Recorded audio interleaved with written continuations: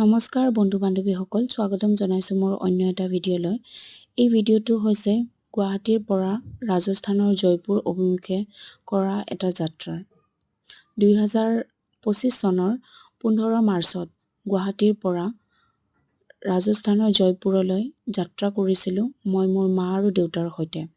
আৰু এইটো হৈছে গুৱাহাটী এয়াৰপৰ্ট, অৰ্থাৎ লোকপ্ৰিয় গোপীনাথ বৰদলৈ ইণ্টাৰনেশ্যনেল এয়াৰপৰ্ট।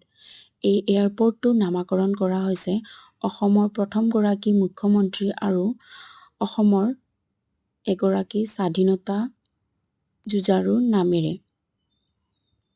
এই এয়াৰপৰ্টটো অসমৰ মুখ্য এয়াৰপৰ্ট বুলি ক'লেও ভুল নহ'ব। আৰু এই এয়াৰপৰ্টটোৰ দূৰত্ব অসমৰ ৰাজধানী দিছপুৰৰ পৰা প্ৰায় 26-27 কিলোমিটাৰমান দূৰত্বত হ'ব। আৰু এয়াৰপৰ্টটো বৰঝাৰত অৱস্থিত। আজিলৈ ইমানেই, পুনৰ লগ পাম অন্য এটা